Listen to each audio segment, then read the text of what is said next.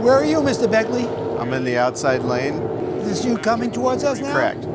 How fast are you going? Straightaways are about 90, 95. 90, somewhere in there. 95? When was this race? This race was in October of 2020. Are you a boat racer? Is that your primary occupation? No, my occupation is a yacht manager.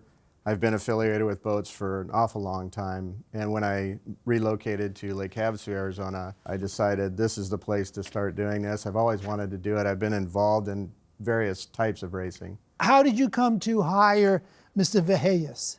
When I purchased the boat, I did some research on the past owners, and I found through the research that the defendant was an engine builder, I assumed, of the same engine that was in the boat when I bought it. Is that correct? Yes, my engine was in the boat when he bought it. How long have you been repairing engines? 45 years. Racing boat engines primarily? Mm-hmm. I'm a retired AT&T diesel mechanic. Okay, I do this for the fun of it. I don't do it for profit. All right, so can you tell me, Mr. Begley, did you have a written agreement between the two of you? No, it was a verbal understanding. I had an upcoming race at the end of March, and I asked... And when did you have your first conversation with him? In February? In December of 2020. He came by my home. I started the engine for him. We discussed options on redoing it, so I'd have it for next season. And what were the terms? There was a labor term of $2,000, and then the cost of the machine work, parts, or whatever was needed to rebuild the engine. And when was this work to be completed? By the end of March. By the end of March. Correct. And I delivered when did you deliver the engine to the defendant? February 15th. Now, sir, what were the terms as far as you were concerned? I was to freshen the engine up, refresh it with new engine bearings and rings and all that. And the plan was to modify the cylinder heads for more flow and more power. But at the time we spoke, I said, I need working capital up front because I don't do this for a living. I need money up front to cover the parts and machine work, not labor, just parts and machine work. He drops the engine off later than he should have, which left me very little time to do the job, but I did it. Did you reuse old parts? No, and charge him for parts not put in the boat? No, sir. I've got invoices. How much did he pay you ultimately?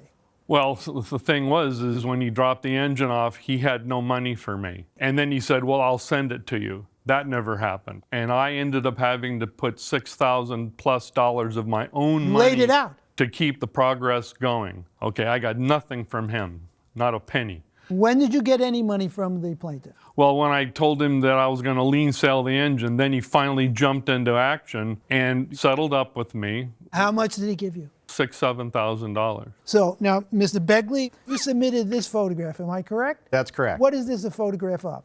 I asked him to provide spec sheets and photos of the rebuild, so I had the information for future use. At the end of February, he received parts from the machine shop back, so he sent me some photos. That photo depicts a timing chain set on the front of a big block Chevrolet. Are you talking about this here? That's correct. And when I noticed that, I had taken that engine apart 3 months prior to take a look at everything prior to a race, and I noticed that the timing chain sets were identical. That was the same picture of what I had prior to Mr. Villegas receiving it. And how do you know that that photo shows an old part that the defendant used to repair your boat? When I picked up the engine from the defendant and paid him a balance, when I got home, I started to do investigation and look at all the pieces, and I started to disassemble what he had put together because questions about this instance in the oil pump, I had asked him prior in the build that I would like to have the old oil pump, and he said, I don't keep the old parts, I throw them away. You have a new pump in there. And then the timing chain picture came, which is the picture that you showed me, and I was looking at the wear rings, I was looking at the gear and saw the wear on that. That is not a new timing chain set.